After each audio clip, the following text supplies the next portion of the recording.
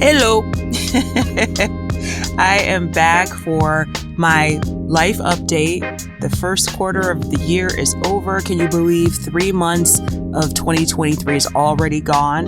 As of this recording, it is April of 2023. So I want to share some of the things that I've done and am doing since the last time that I talked to you all at the end of 2022.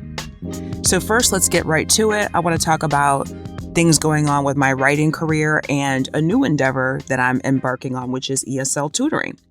So I went to Colombia in February and I had several days to myself to strategize about working abroad and traveling abroad.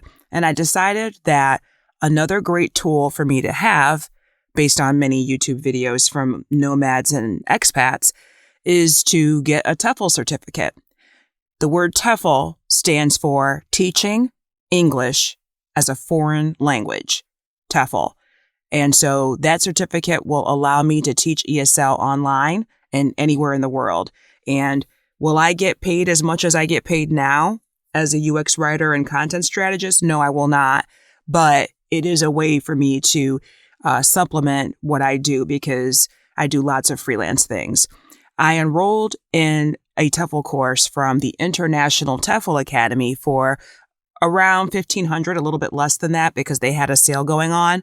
And I know that there are TEFL courses out there that are way less expensive than that, but I wanted to make sure that I was with an accredited company and that I learned everything that I needed to know about teaching, like lesson plans and syllabi and all that stuff, because even though I have a master's degree, it doesn't have anything to do with teaching. So wanted to make sure that I get that education so that I know and sound like I know what I'm talking about.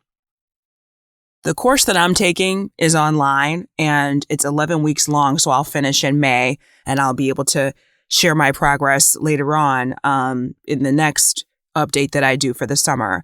You know, I've never really thought of myself as a teacher, but I thought back to all my experiences where I do teach, and I am a good coach, life coaching.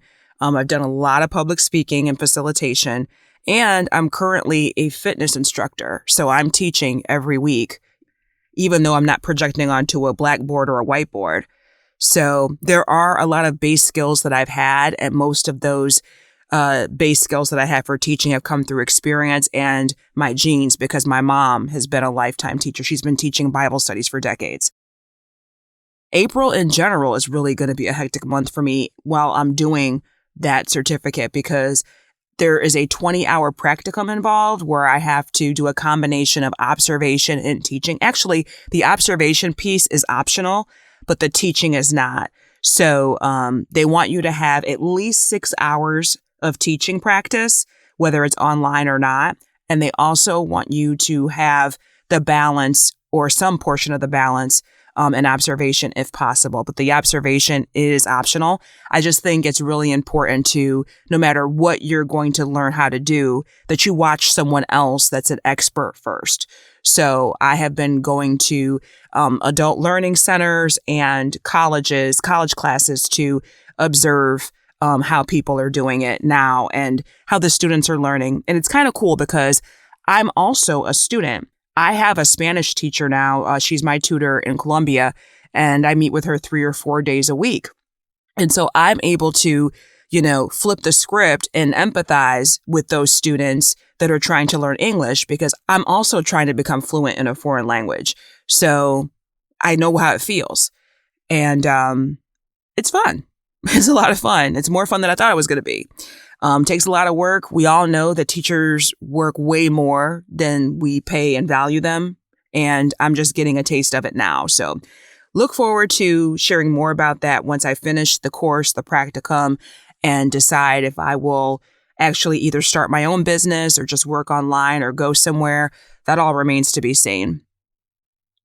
A lot of people have asked me about, Chat GPT and is AI going to replace writers? And, a few years ago, I was on some podcasts talking about how AI is not going to replace voice actors. It's taking some voice work, but at least not in the next several years to come, going to be able to completely replace humans because we have creativity.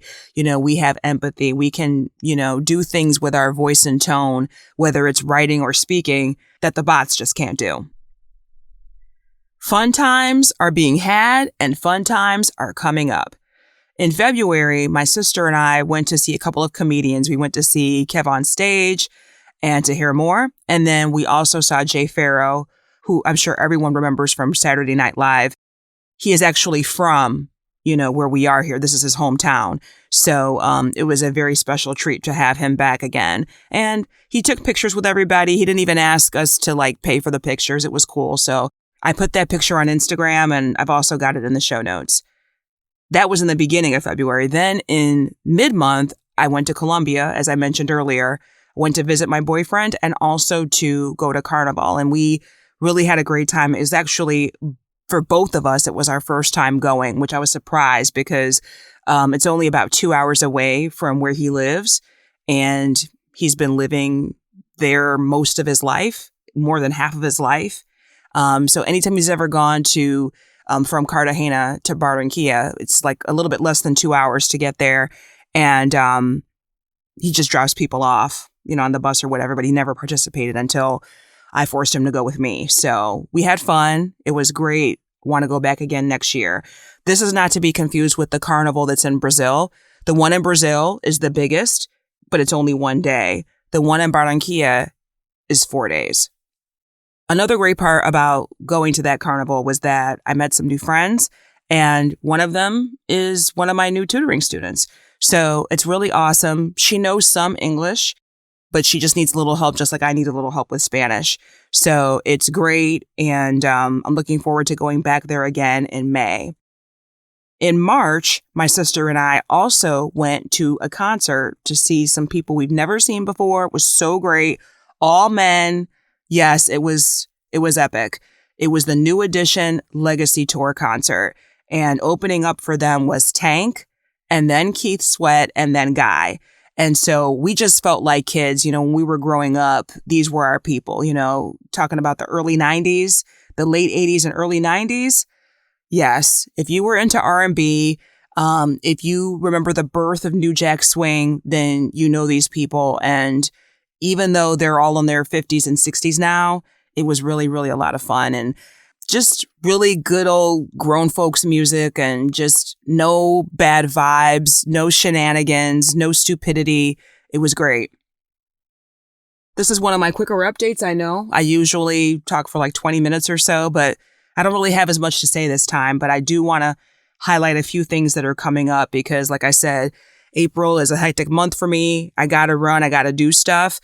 But coming up soon is something I haven't mentioned yet, which is a meetup/trip to Morocco with 100 of my not closest friends that will soon be my closest friends. I'm in this Facebook group called Exodus Summit that is led by our leaders, Rashida Dow and Stephanie Perry. And they organized this. And I tell you, they announced the thing on YouTube and it was sold out the next morning. So I got in there. My roommate is someone that I don't know, but she went to school with my cousins and one of my exes. So it's really going to be very interesting to see, how this plays out, but it's going to be a lot of fun. And I think I'm going to do a lot more relaxing and chilling than I have been doing in the last couple of trips because, there's not a ton of things on my agenda to do. There's lots of excursions and activities to do, don't get me wrong, but I just haven't signed up for most of them. So, people are going to be getting henna. People are going to be, getting photo shoots with camels in the desert and flying dresses and running and driving ATVs and all the things. But I don't know if I'm going to do any of that, but I am going to try to chill and I'm going to try to connect and make some new friends. And that's really what I need. You know what I mean? I have a lot of friends. I think I make friends easily. But as I've mentioned before on this show, I suffer from chronic loneliness. And sometimes I just need to be in the midst of my people. And there's not always things for me to do in the place where I live in my own home community. So that's going to be fun. That's going to be toward the end of April.